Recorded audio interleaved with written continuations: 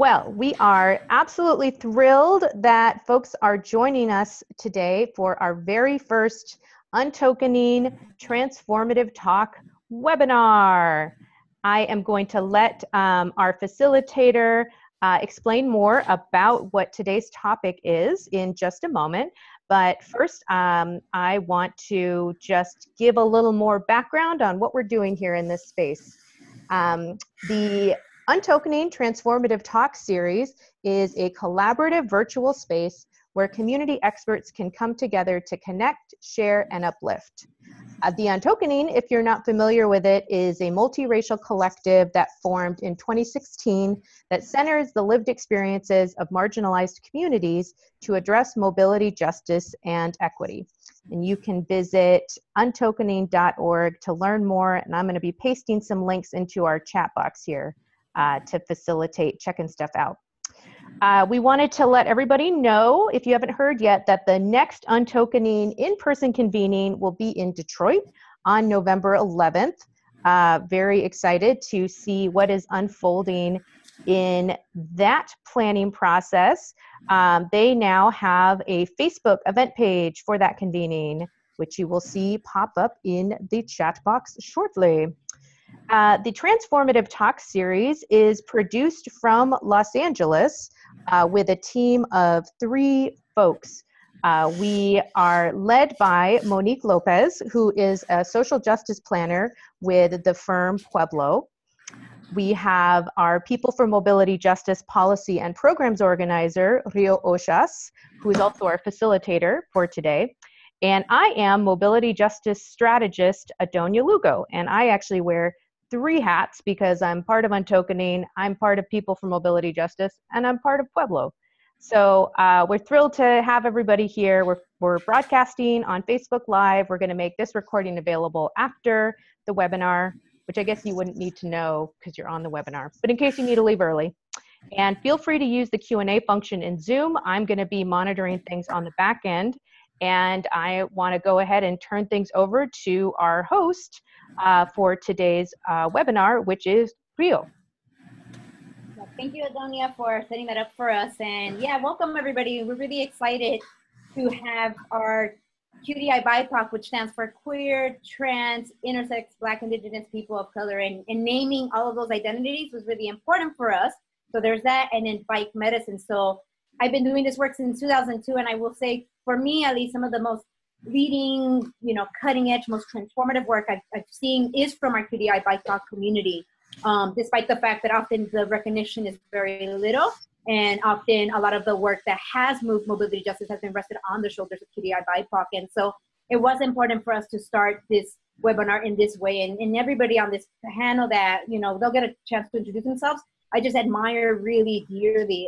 But before we do that, because this is about bike medicine, this is about like our spirits as well, I just wanted to take a moment to recognize that I happen to be in Portland for a Better Bike Share Partnership conference, which is, I believe, Multnomah, like people's land. So I wanted to always acknowledge our ancestors of where we are at. And with that said, I wanted to hand it over to Landis, who had this beautiful idea, and I'm like, of course it makes sense, to kind of help ground the whole space, right? Because we're talking about bike medicine. So I'll hand it over to Landis, and then we'll really begin our webinar.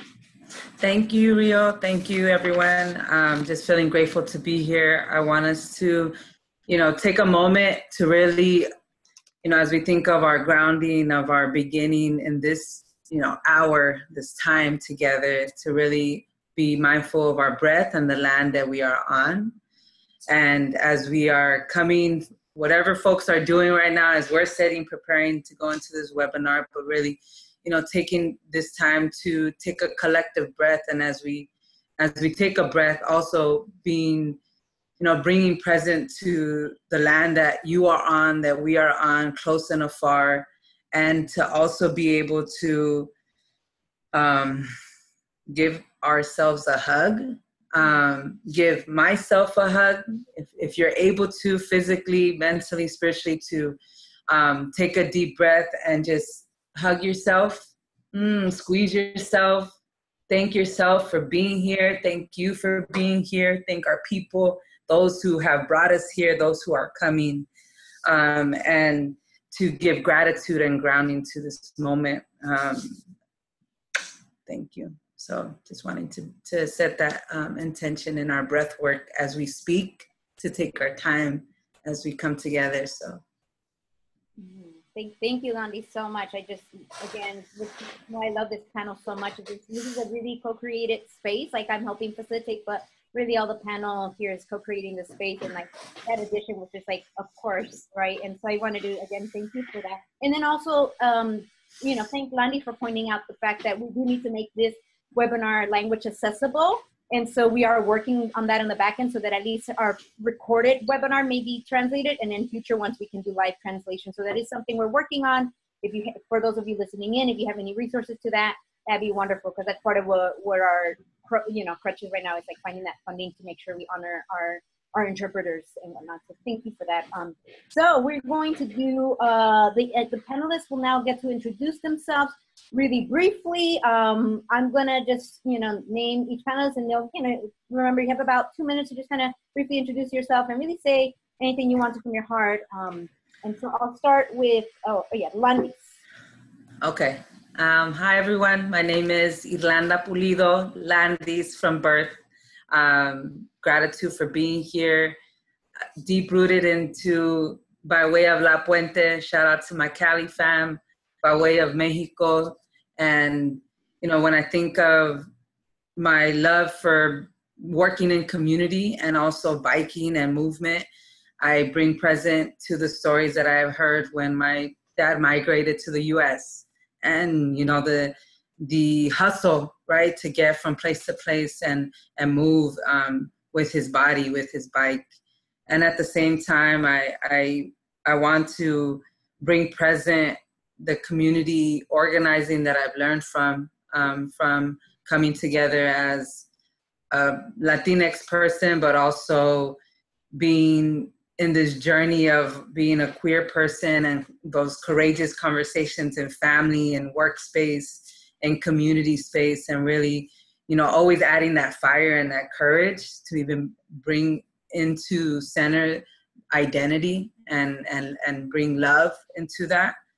And so just wanting to also think of the efforts of, you know, from organizing, and I know we'll be talking about this, but organizing different community movements and incorporating healing and incorporating biking, incorporating joy, incorporating theater and movement. I have to say it's done collectively. I do none of this alone. And I just wanted to share a couple of those words. And I'm being here present in DC right now. I'm not in LA, but always got to rep LA. So just sending some good energy to everyone from DC. Great. Thank you for introducing yourself. I think we're still working on Zahra jumping on. So we'll have Zahra go last, but Tez, would you mind introducing yourself? Hey everyone, I'm Tez. Thank you for having me here. Rio, thank you for asking me to be part of this. Right now I'm in Oakland, a lonely land. And yeah, so I'm a first generation mestizo, born and raised in Boyle Heights in East LA. I'm always repping LA too, especially when I'm in the Bay. So yeah, Tongva land. And yeah, like I said, I live now in Oakland. I live at a QTIBIPOC co-op, which has been great. It's my first experience living in an all QTIBIPOC house. You know, so it's been really, really great. Big blessings for that. And so my freedom work is centered in food justice, and I've been part of like most of the work I've done was in LA, and herbal freedom schools, revolutionary autonomous communities, RAC, and just a different kind of autonomous organizing around community garden work and things like that. And then also part of like spirit journeys, bike tour stuff. Started with like an inclusive group of women of color, QTIBIPOC, and then started to do with Rio organizing QTIBIPOC exclusive rides. spirit journeys. And then I've also done like mobility justice work, teaching bike safety, and through that too, anti-gentrification work. So yeah, I've learned a lot from a lot of people, my comrades, my peers, and I'm very grateful from the folks in LA that, and my mom. Definitely my mom is like the center, like has grounded me in my organizing since I was a child. And yeah, and to all the homies right here in the Bay. Thanks. Thank you. All right, I'll pass it on now to Jesi to introduce yourself. Howdy, y'all. How's it going? Thank you so much for inviting me to be on this webinar. I'm really grateful to be here. I am very passionate about making spaces accessible, especially outdoor spaces. I think one of the things that affects the health of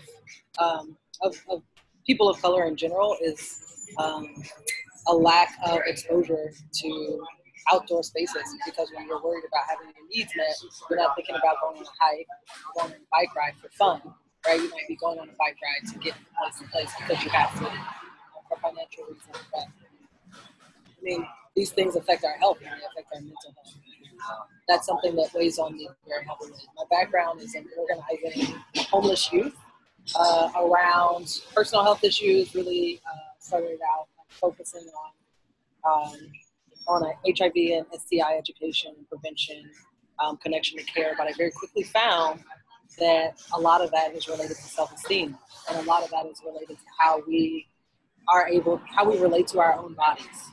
And so getting young people outside and getting them feeling comfortable playing with each other and like exploring the outdoors was a big part of my work when I worked directly with youth.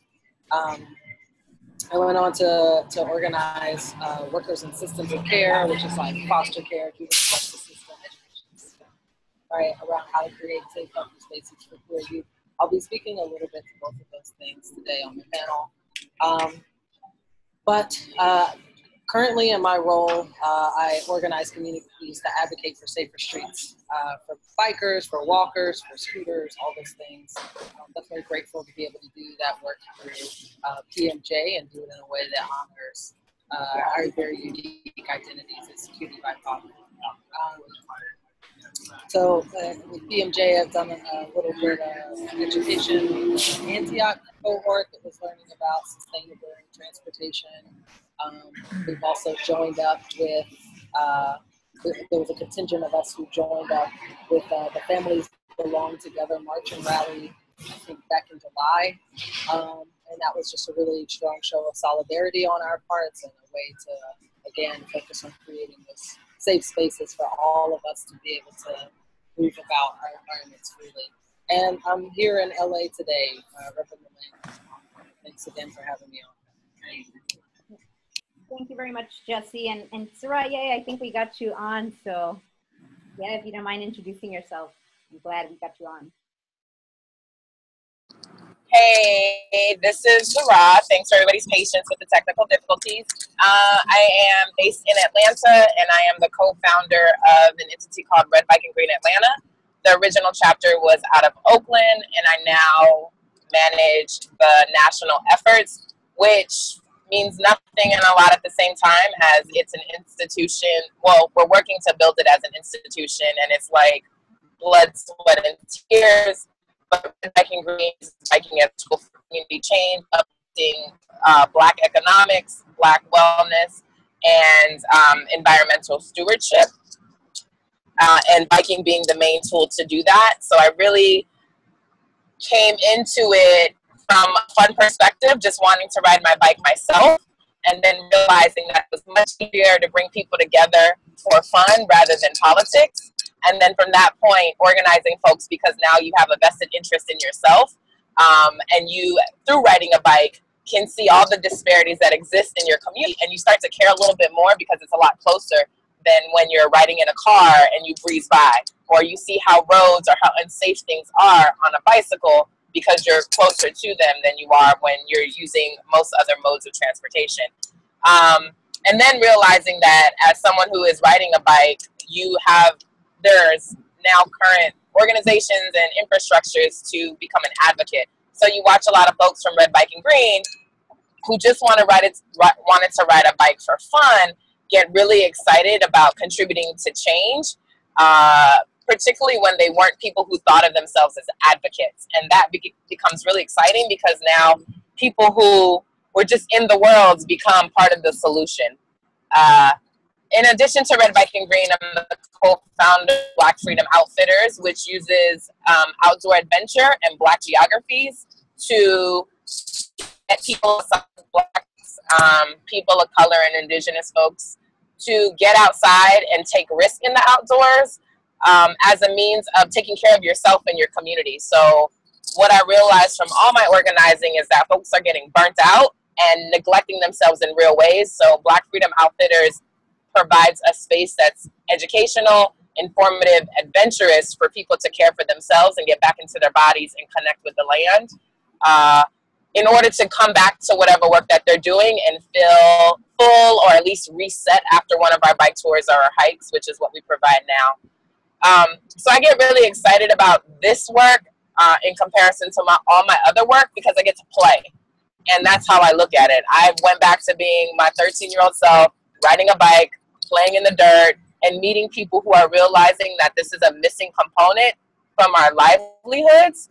And particularly if you have an advantage to take advantage of being outside and playing, whether it's because your organization allows for it, whether it's because you're making a choice to set up your life to be outside and play, or because you have time for whatever the reason is, there's definitely an effort to just get back to things that allow us to thrive. And I'm just a firm believer that riding a bike, being outside, being in the dirt contribute to that. And I'm working on using the other work that I do to get back to those moments and find ways for us to celebrate the opportunities we have, as well as do the work that is really hard that we're passionate about, but oftentimes burns us out. So that's me.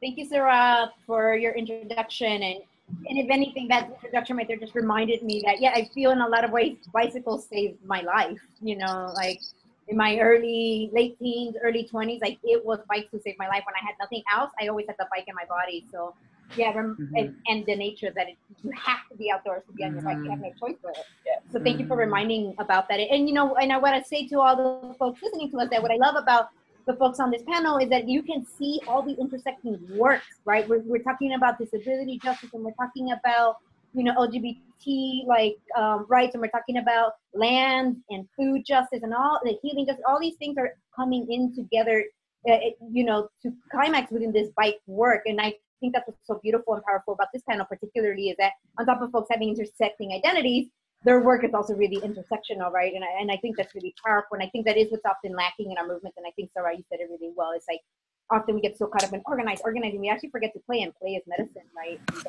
This is how a lot of us got into this mobility stuff, is to bike, you know? So thank you, all of you, for reminding us in that. So I will be going to our first set of questions, which I think was slated for Jesi, but again, folks can add in little pieces here or not. But the first question, and I think obviously with the title being QTIBIPOC first, but QTIBIPOC medicine, is why is it important to create exclusive/centered spaces for people who are QTIBIPOC? And Jesi, I'll let you take the lead on that one. Hey, thanks for that. So, of course, I invite, as Rio said, invite anyone to chime in on this. But I think, based on, what Rio said and what Zahra said, that we need, as QTIBIPOC folks, we really need to be centering ourselves and centering our identities and making sure that we have an idea of how we need to get free, right? And so I think it's important that that we as people who live with a multiple marginalized identity usher in this idea of escaping and redefining out of necessity. That's something that we embrace, right? And that we're able to have spaces. I have to say, like, as a young person growing up in the South, as a Black queer person who's like masculine and center and everything that comes with, the spaces that really saved my life are the exclusive spaces where I got to talk about who I was and where I was coming from and relate to other folks like me. And so I think that's really important. And also, there's a freedom that you get when you exist in a space where your idea of yourself isn't based on someone else's concept of you. And that happens even when white, straight, cis people are very well-meaning, right? There's still something, some image, some subjective image to fulfill. And so it's nice to not be in a space where you feel that imposed on you. But then if we talk about transportation, right, there are spaces where, especially queer people, especially us of color, exist almost exclusively. And you notice that in a lot of places, those are the exact spaces that don't get any kind of infrastructure investments, right? But where people are depending on biking and walking to get around. So from a very baseline point of view, it's really important that we so that we as QTIBIPOC can talk about what our needs are, and then present that in a way or engage whatever powers that be in a way that is cohesive and actually centers our collective freedom. I think that's hard to do when there's a lot of voices competing for the same resources, and those resources we know are historically disinvested from community of color. And of course we know, as Rio stated, that none of these identities and none of these oppressions exist in isolation. The ways in which we are oppressed or underinvested, our communities are underinvested for transportation improvements, interweave with the ways of class oppression or racial oppression, right? And for a lot of us, with the ways that we express ourselves, our gender expression, or even our racial expression. I think all the time, about how when I'm riding my bike in traffic with my helmet on, especially if it's dusty, people are very likely to see me as a young Black man, and that scares me. I'm like, they're going to value my life less. And so these are conversations that we have to have, and we need to be having in a space that feels safe and that feels free. Yeah, thank you. And is there any other panelist that wants to just add to that before we move on to the next question? All right, we'll move on to our next question. And the second part of our title is bike medicine. So I want to move into that question, which I believe both Landis and Tess, we can begin. So basically, what does bike medicine mean to you and the community? So I'll begin with Landis and then I'll pass it over to Tess. Okay, I was about to say, go ahead, Tess, take it away first. So, when I really think of, thank you, Rio, thank you, medicina, bicicletas, what could I say? For me personally, when I think of medicine and think of my body and what I put in my body, what I share with, how I share physically in space with people, I am very grateful to have learned how to ride a bike, to learning with my siblings, like just being pushed and going, and that courage that it takes, because it's really going past a little bit of that fear, and to be able to ride in the city, to be able to ride as who I am, and the layers of what comes of street harassment and all of that. And at the same time, when I think of moments of if I'm sad, if I'm pissed, if I'm needing some time alone, if I just want to ride with the crew, how healing that is. And it gives me it gives me energy. And to be able to also think of how close I am to the earth, as much as riding, on the cement, of course, then I think of just like riding on the dirt, and being able to ride alongside the beach, being able to ride alongside homies, and how that has supported my mental health, my spiritual health, my physical health, and really thinking of the dedication it takes I've had moments where I'm like, oh man, it's hot outside, or it's cold, or these like winter East Coast blues reality. It's like, let me go move my body and get that sweat going, get my heart pumping, fill my heart, encourage other people to ride together. And then I think of how beautiful it is to be asked by young people that I've worked with, it's like, do you ride every day, or why do you ride? Like all these questions, why, and to really unfold that and put that as part of somewhat in my pocket of like medicine, my to-go of what I need. and to also take care of me, take care of my bike so I could have it. You know, the reality of when it's gone, you know, if it gets stolen or parts are missing, and to share that. You know, I think medicine is also collective, and to be able to share resources to, if I find a bike, how do I fix it and pass it to someone else? And I know that brings a layer of support in our healing and in our way of being visible and being present in our community. I truly believe that power of healing justice, medicine, biking comes with practice, comes with my putting myself out there too, to be able to share learnings, be it through bike education and how that connects to our spirit, to my mental health and my physical health.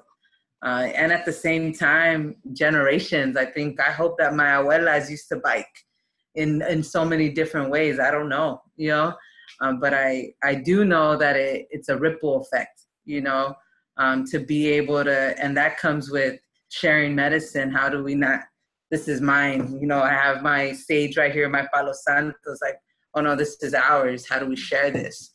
And I truly see biking as part of that for me, to share my love for biking, and at the same time to share in family and to those who don't know how. It's like, oh, let's go practice a little bit. And then that gains a little bit of courage, and that connects with our heart and our mind and our whole spirit to just even walk a little bit stronger. So that's really what comes to mind, and to be able to be grateful for the land. You know, even here, the years that I've lived here in DC, honoring Piscataway people's lands, to be able to just be grateful to be able to do that and to be taken care of by the land, you know. So it brings fear sometimes if you're riding by yourself a certain hour, a certain block, or whatever that may be. Just know that I'm protected, and we are protected. And to breathe in the air, to feel the wind, to, you know, I bet y'all feel this similar, you know, when we just feel that little bit of a breeze or go by certain places that we love, that I love, and to be grateful. I tell my BC sometimes when I lock it up somewhere, I'm like, I hope I see you when I come back, you know, like I'll be right back. And just being grateful for that collective medicine that it gives me. So, yeah. Thank you for saying that. And I think one of the things that really resonated with me as you were speaking was this idea about bike medicine being a collective thing, right? Otherwise, if it's just mine, it's not actually doing its work as medicine, right? Mm-hmm. And again, it's why I really value and admire everybody here, that everybody's like, been like, wait, hold up, this has helped me. Now I've got to share this with others. And also how beautiful it's been that we've converted something like, quote unquote, a little bit modern, right? Bikes, and made it something sacred for our lives, right? Which I think is a lot about the ability for, like, especially as QTIBIPOC, to like really reclaim that kind of new medicines that we are co-creating, that maybe our ancestors somewhere down the line had an idea for us and said, hey, this tool is going to be for you all to heal the people, you know. And so thank you for bringing that in. And yeah, Tez, I'm going to pass it over to you and ask you the same, like, what does bike medicine mean for you? Yeah, so bike medicine, yeah, I going back to when I was a child, on my banana seat Schwinn, and like just rolling around in the front yard, and then being like, no one's looking, I'm gonna take off because it's time to go. It's time to go explore these streets. Mm-hmm. You know, the parking lots, going down these hills. I don't know, I'm definitely second grade, third grade, fourth grade, you know, and just really enjoying that freedom, that playtime. It was very important to me. And also, while that was happening, some other shit was happening in my home, you know. I know there was some other shit was happening in my body, in my spirit, these changes because of the trauma in my home, you know. And so that was definitely, playing is definitely light, innate, but also like really important. And I'm super happy for that banana Schwinn that was given to me by my uncle, who I hated very much, but like always, like, you know, was like, here's a bike, oh, this is this tool, kind of condescending, but I was like, yeah, I'm listening, but I'm gonna take your bike anyways. So that was that, just like looking back onto that. And then yeah, that's like, I feel like that's my true self. I'm able to be my true self through play. Just, you know, no real filters, just my innocent self. And that's why I've been put on this planet to do, just to be myself. And so when you get older, you're not, you kind of lose that. And so, dealing with like, chronic depression, anxiety, and having nothing, no one to turn to, no family, no chosen family, didn't trust no one. I have my bike. So I would leave on my bike to Long Beach from LA, and I started going further and further and further, and just feeling like it's like a rhythm, like a deep rhythm and sensation in my body. And then I just started joining others, right? I started joining other folks, through some orgs and autonomous organizing. And then I shared the story before about like, at one point, I was on this bike tour, and it was the first kind of spirit tour. We were like, this is a spirit tour. We had prayers with us, prayers in our hearts, prayers like prayer bundles to tie along the way that was instructed to us by an elder in our community. And, so there I am, like with the support of others, but then like space kind of, people have their own pace, right? So there I am going up this hill on this highway, and I'm just like, oh shit, like this is getting really hard. And then tapping into my breathing, and then it's just painful, and then I'm just like, my mind is going everywhere, and I'm just start channeling this energy, and then all of a sudden I start singing, and then I feel like, I know for a fact this song was given to me by my ancestors, and it was a song dedicated to my mother, who I have a very like strenuous relationship at times, especially at that time. Like we didn't like hardly talk at all, and just like learning how to have unconditional love with her. But it was like a song about like the stars. Like I was really feeling the energy above me going through my top, and through me and through my legs, and everything's like symbiotic. And I was like, oh, this is what prayer is. And like taking back that word prayer, being raised Catholic and all that bullshit that comes with that. And, I'm just like, no, this is my prayer. This is my song. And then when I got to the end of the tour, my mom, I asked her to like, she could meet me up, and I kind of told her what happened. And I was like, I was kind of embarrassed, but then I was like, fuck it, I'll just tell her. And they were there eating pupusas in LA, and I was like, and my little sister was there, which was great. She's not little, but my younger sister.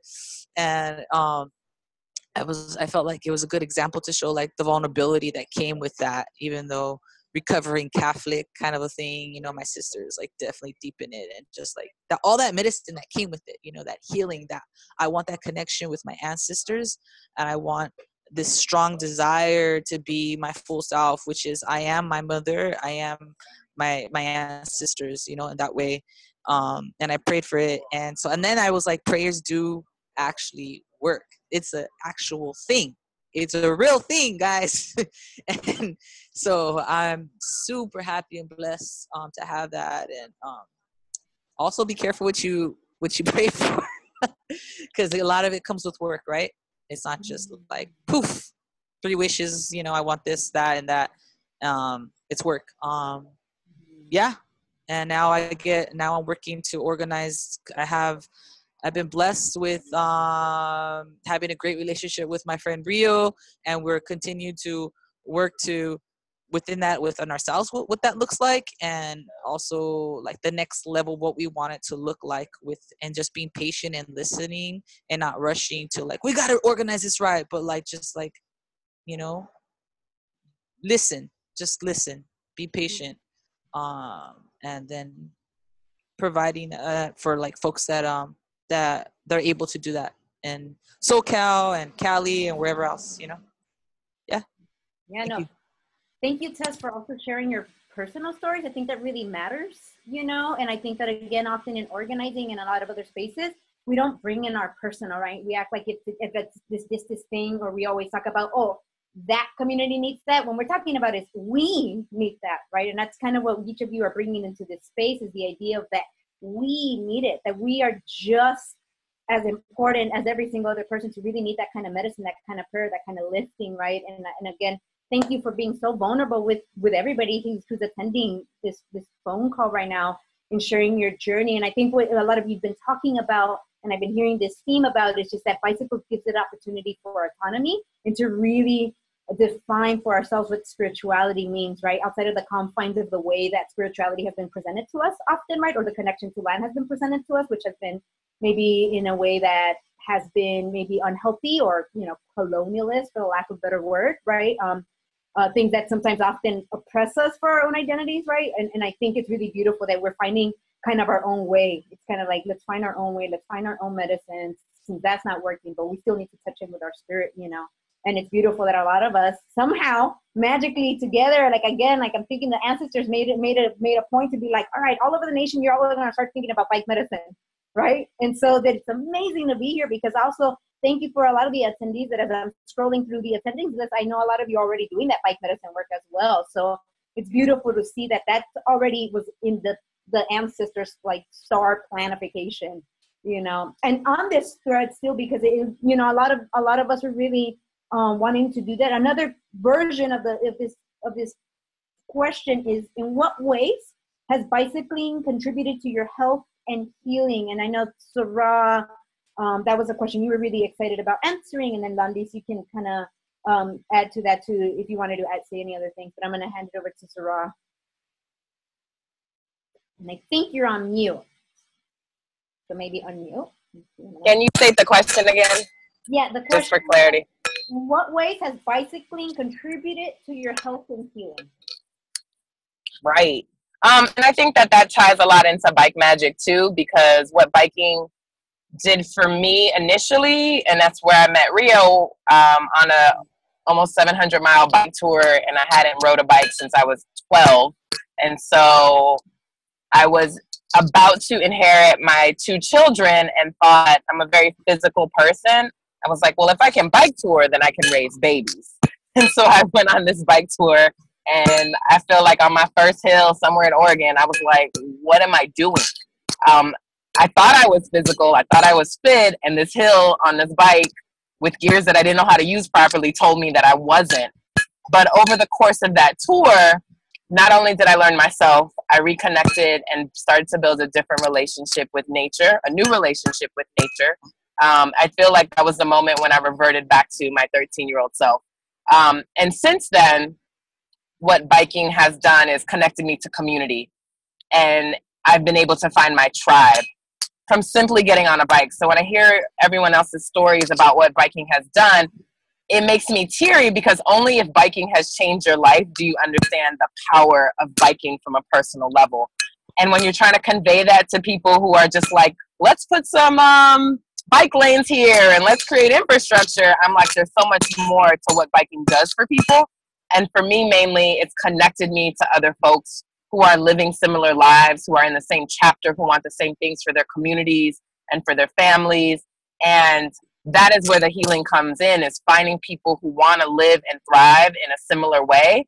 And biking became a tool to allow us to be vulnerable and build relationships that are unbreakable, that are mendable, that can be molded into what we need at any moment in time. And so I don't move through any of the work that I do without personal relationships. Work just isn't work for me, because I know that I don't have the privilege to separate my work from my existence. And biking and using biking as a tool has taught me that. It has taught me that biking is just this thing that brings people together. And that has been my healing, that through meeting new people, I've been able to heal parts of myself. And it's an ongoing practice. Healing is a practice for me.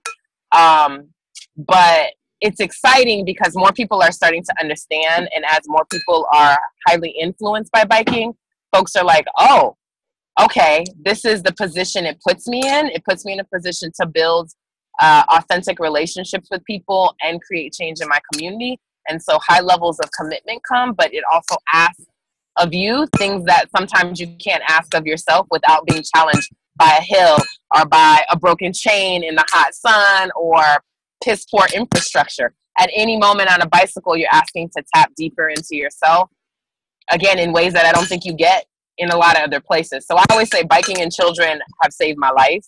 And these are two things that I weren't on my radar. And then finally at one moment at like 29, I was about to inherit 2 children, and I was going on a 700-mile bike tour, and I have not been the same person since. So it's definitely part of my healing journey and just showing me how I can show up for myself, connecting me to the people that are now most important in my life.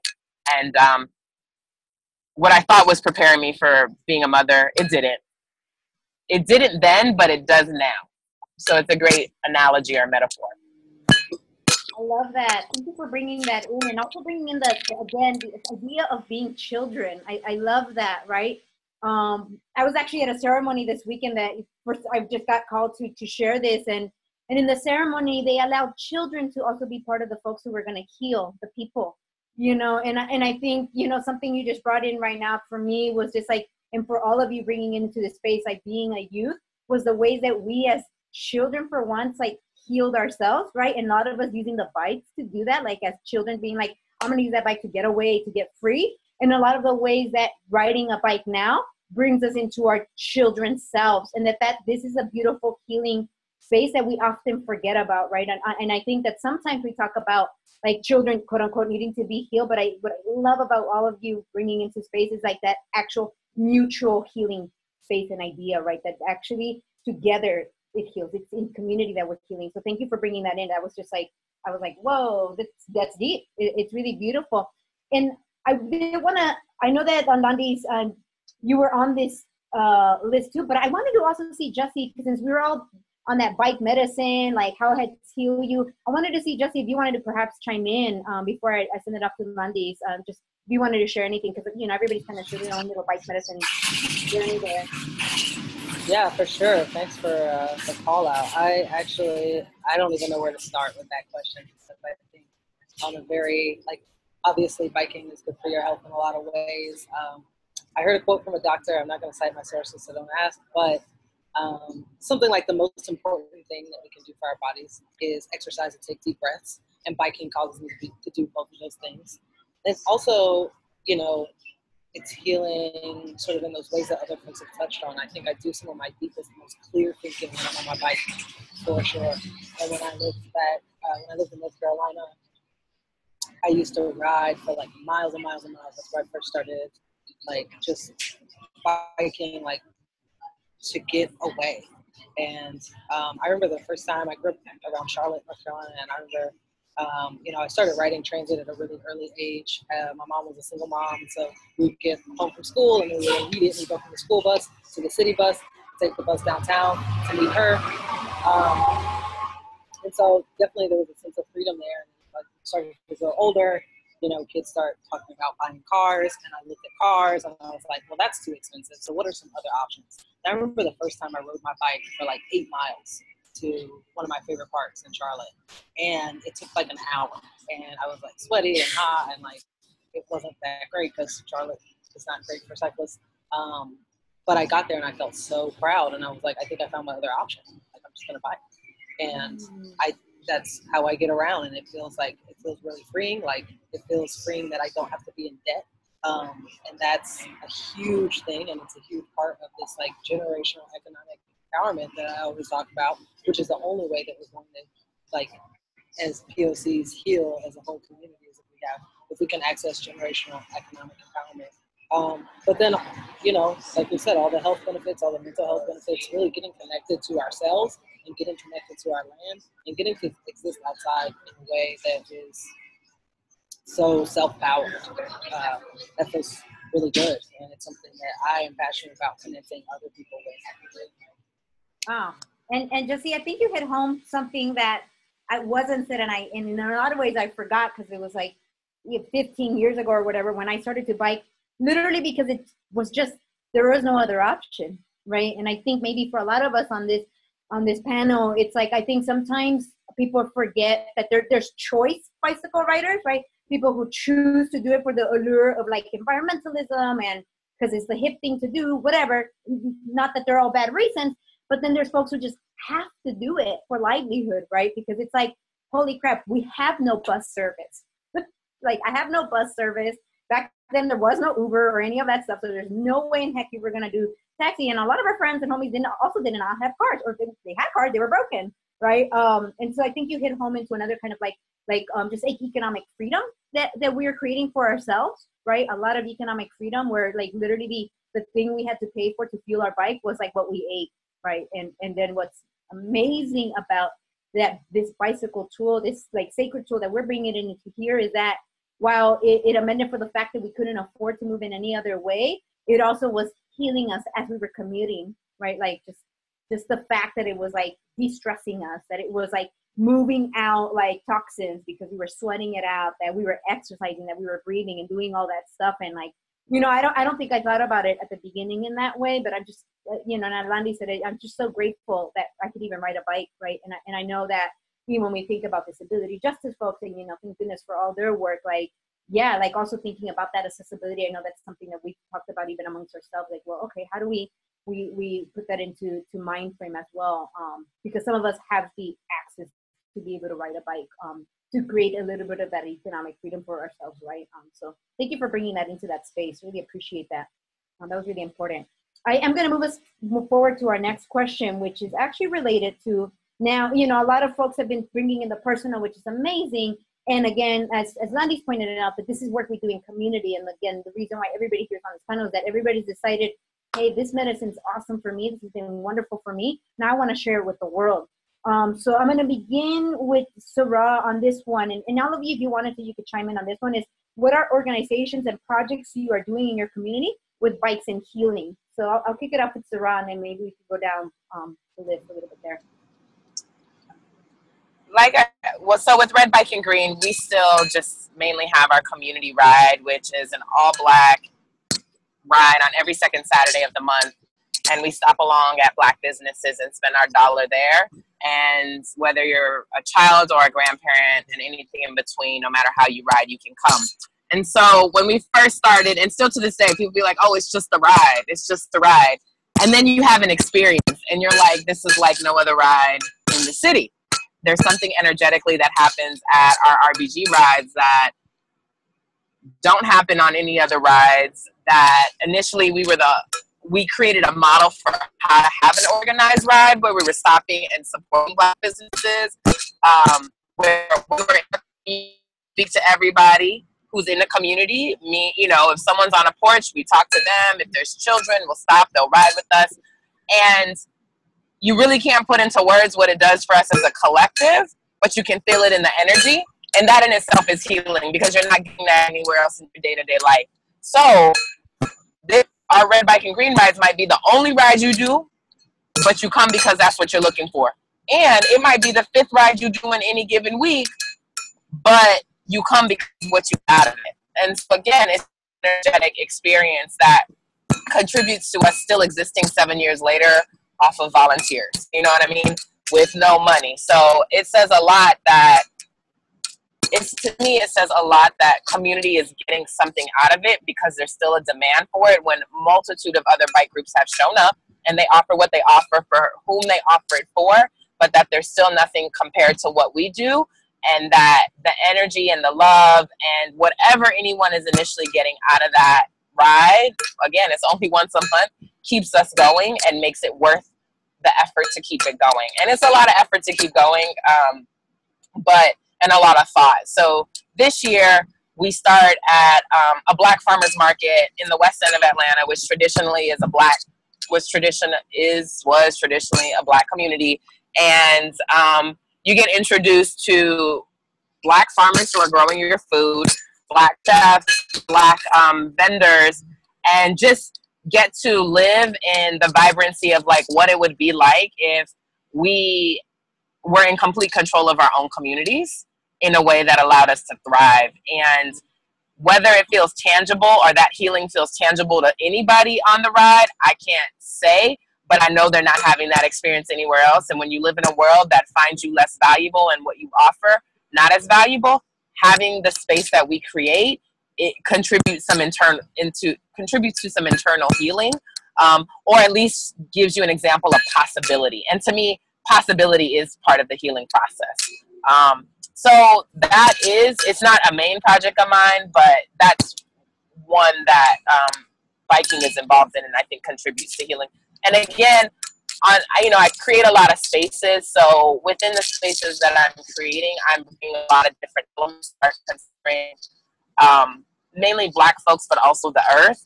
And there's just a high consideration for our wellness and the earth's wellness in all of the work that I do across projects, whether it's a conference for 3,000 people or a small meeting for 3 people. There's a lot of consideration in that work.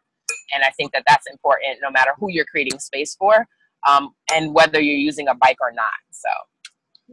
And I like that. And you started to bring in a lot of kind of like our outro question, which maybe we can all start heading towards that, which is about like the sustainability piece, which is that no matter where we're going and we're navigating, we have to bring in that wellness for ourselves so that we don't get like, again, so separated, right? Because we often try to separate like meeting, organizing time versus like wellness time when they can actually happen together, which I did see Untokening did such a beautiful job last year. So kudos to the Untokening team. But yeah, with that said, yeah, I think I would love to hear that from everybody as we're outroing out, just like maybe a little bit in a minute, a little bit about your work and then the way you're sustaining self/the work.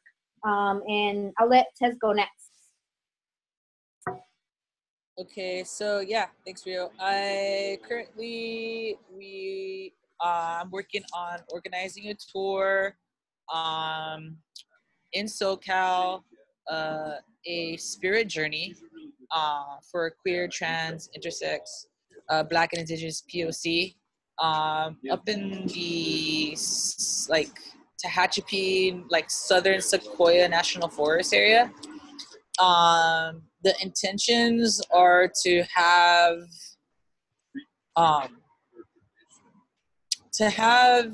this be a ride that's been blessed by QTIBIPOC elders or Yalders, and that involves also possibly a ceremony in the beginning and the end. Of course, the whole thing is a ceremony in itself, but have something more like a, like something that connects us all together at the same time. That could be the mezcal, a sweat lodge, things like that, and connecting potentially with our prayers with that, and then while we're on our ride, keeping that with us, right? So that's still in the works. Yeah. And the second question was to sustain ourselves. Well, it's kind of like it takes on a life of its own, like, and we just kind of tend to it. We let it flow naturally, organically. Folks that joined the ride with us last time, which was from around the Salton Sea, they could jump into the organizing aspects of it. Also, we're very like make it flexible for like when to do it, depending on people's schedule, because a lot of us are working class, and also the temperature wise and miles wise, making it accessible for people at the same time, challenging enough. So because through the challenge I feel like at times we get a lot of medicine through that. Yeah, thank you, Tess, for sharing that. And yeah, one thing I do want to lift up is, part of the way we take care of ourselves is, looking to our Yielders and elders for some support and not pretending that we as peers can do it all ourselves, and being like, you know what, we're going to humble ourselves and get some help on the spirit journey. So thank you, Tess, for bringing that up. And then I'm going to send it over to Jesi, and then we'll end with Landis as we close out.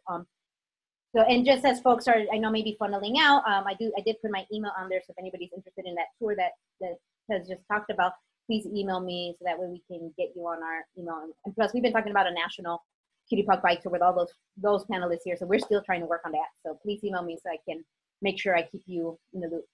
All right, Jesi? Okay, first of all, let me throw my hat in the ring for a national bike tour, because I would love for that to happen. For sustaining the work, I think I'm just old enough to say young people are the future. And I think instilling these ideas in young people,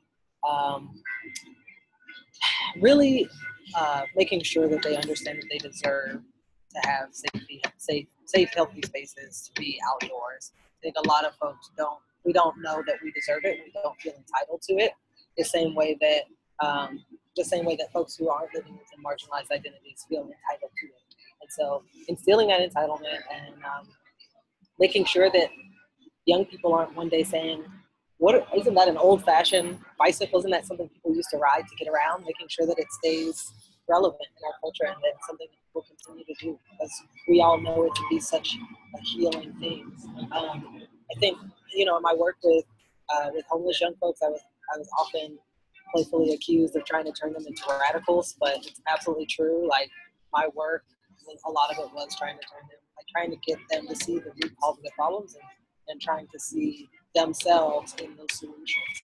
So yeah, I guess that's a big part of it, and it's definitely one of the ways I sustain myself. Even though I don't work in a homeless shelter anymore, I still keep in touch with a lot of my youth, and I'm still trying to indoctrinate all of them.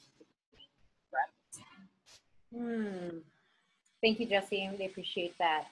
Especially bringing in our homeless youth, which are like high proportion like LGBT folks, right? And that really should be at the hem of this leadership, right, in creating the solutions. Absolutely. Thank you for bringing that in. And then Landis, if you want to close this out and sharing, work you're doing or how you sustain this work for yourself and the community.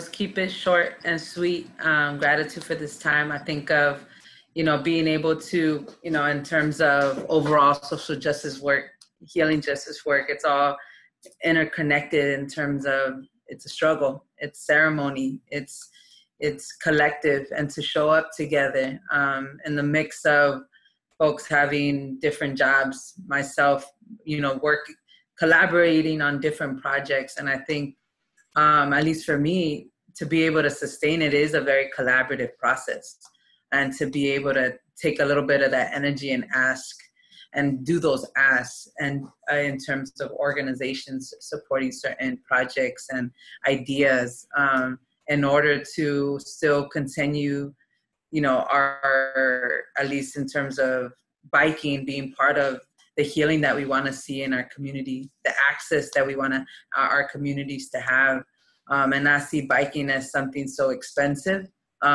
based on that reality, and knowing that our communities have been biking to get around for years and centuries, generations, because that's what we have access to. And so I just wanted to share just that, honoring this time that we have together, and look forward to continuing not just these conversations, but rolling together, riding together, and showing up. I think that's also part of being able to do this, is showing up in these different spaces and offering collective organizing, because I don't own any of these projects that I've been part of. I could name them, but it's also like it's honoring our collective work. So just, shout out to the people that come together, because it takes a lot of courage too.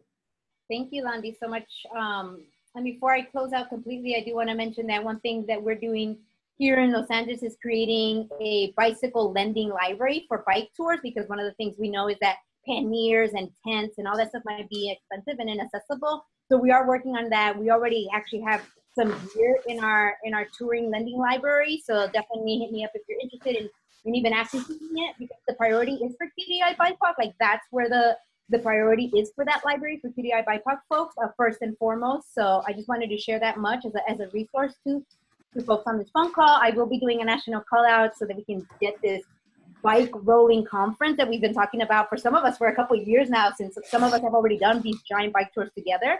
And I wanted to give like a sincere thank you from the bottom of my heart to you, Tez and Zahra and Jesi and Landis. Like, honestly, this was medicine for me. Your words were medicine for me, and remembering why I even came to this work and why I'm still here 15, 16 years later. Like, why am I still here is because of that medicine, even though sometimes it feels like lonely, it could be feel quote unquote super white in some spaces that really it's super not, you know, and it just, you know, centering again ourselves and thank you for your medicine things, each of you today and your personal stories.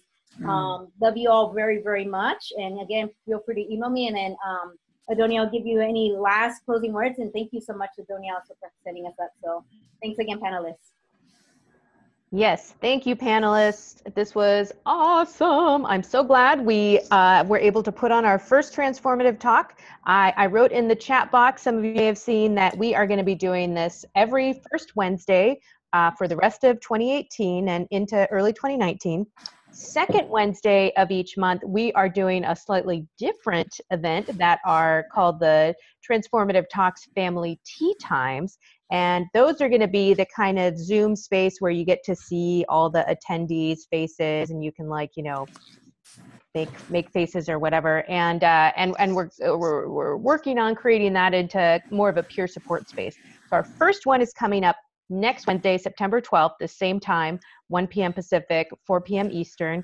And we're going to have a special guest, Helen Kim Ho, who's going to talk about gaslighting. What are people's experiences of gaslighting? What is that? How do we move past it? So please email me at adonia@mobilityjustice.org if you want more info or to register for that.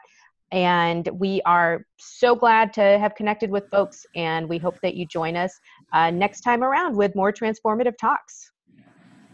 Thanks so much. All right, peace, y'all.